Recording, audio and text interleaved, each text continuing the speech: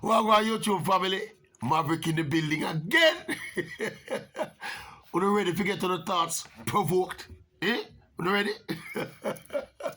That me there find out. Alright. So somebody remind me about something recently.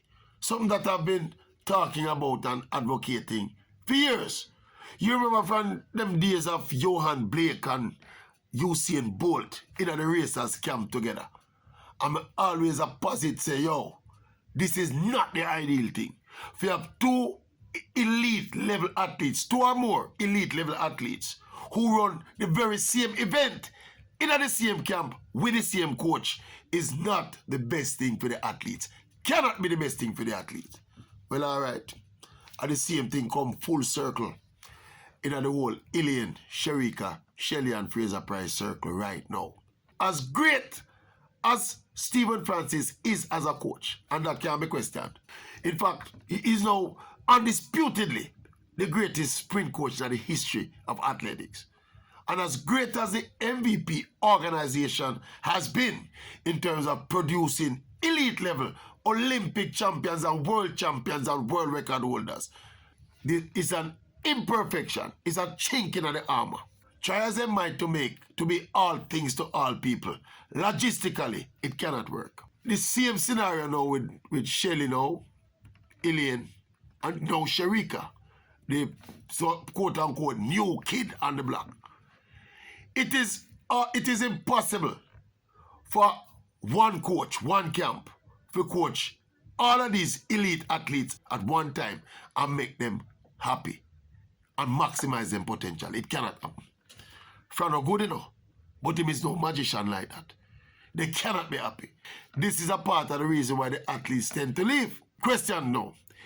If, let us say, a lot of people wanted Ilian to remain at MVP, that has been the biggest and loudest cry ever since she left. Stay MVP, stay MVP. The best, get the best out of your MVP. Question two now. Now that everything unfold, how it unfold. If Ilian Thompson-Hera stayed at MVP this year, after the bumper year she had last year at the Olympics, and if she stayed at MVP this year and focused on getting back that sprint double and get closer to the world record and all of them lovely things there, would we have seen what we have seen of Sherika Jackson? It would have been impossible. Yeah, it would have been literally impossible. If Ilian stayed and all the focus, well, first of all, if she stayed, all the focus, that's the point, you know. All the focus could not be on Ilian because there's also Sherika Fitento. And if Ilian, so basically, you know, is Ilian leaving, you know, while Sherika rising, you know. That is why this thing is so dynamic. And people must stop take Ilian leaving MVP so personal and get so emotional about it. Ilian have to leave for Sherika rise, you know. And if Ilian did not leave, Sherika would not rise. So the inherent weakness, and I don't know how them can go around it, the inherent weakness in the MVP system, you know, is that you're coaching elite level athletes who compete in the same event. All of them can't happy. Them cannot be happy because them competing against each other for the same prize. You get me? All right. It's almost like a conflict of interest, and the food now can share. The food now can share because you can only have one Olympic champion and one world champion at a time. In each category, you can only have one champion at a time. You know? See? And this is an exercise involving egos and egotistical personalities and people with so it is impossible. Basically, what the MVP model has been trying to do for all these years is basically impossible to maintain. And that is why athletes come and athletes go. Athletes will continue to come and go.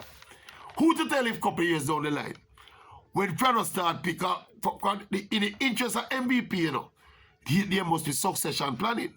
You can sit here at MVP as Stephen Francis and company and decide, say, all right, we're going to get a good 10 years out of Sherika, or a good 10 years out of Shelley, or a good 10 years out of Ilian, and so we're not looking for the next generation.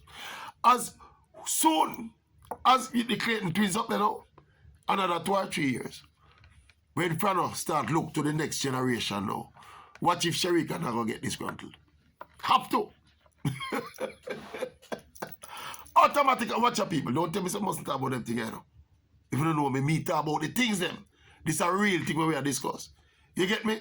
And this is something that, in the whole dynamics of the discussion about Alien leaving MVP and whether she should leave or not, some people are talking about if you go back.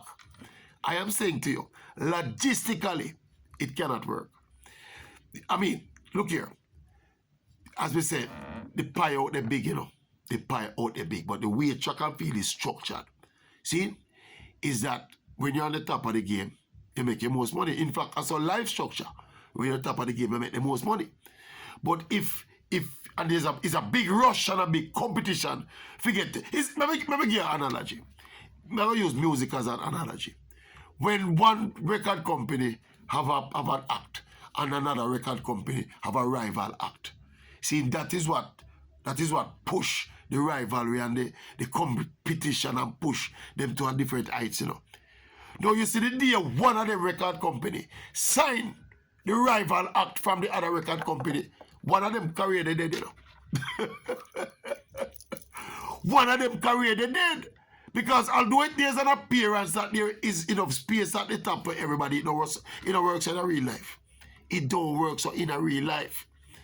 See, it's almost like the way the cards are aligned.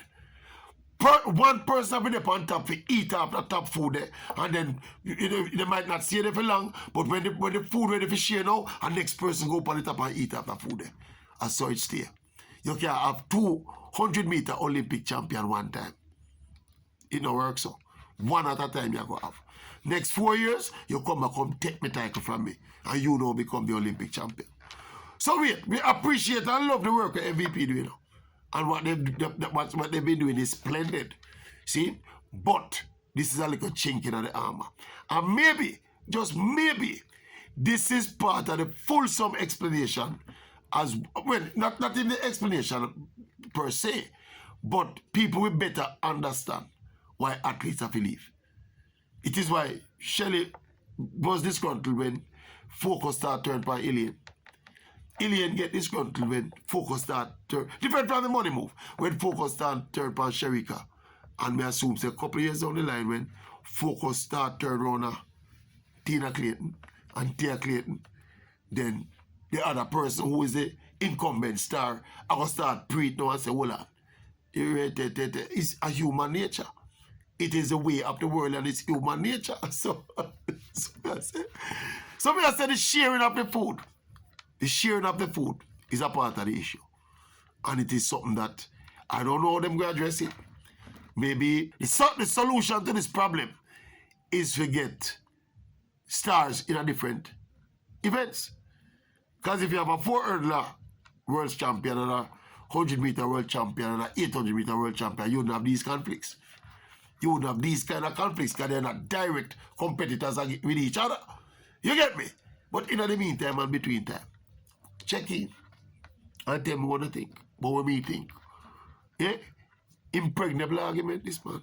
Impregnable argument. And a long time me I say it. People used to cuss me out when we say it, you know.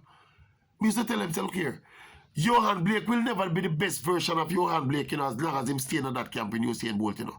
I mean, live to see when Bolt retire, Johan Blake come out and say, boy, you know, say him live under the shadow of Bolt. You get me? But credit to the women, how astute they are and how pragmatic they are.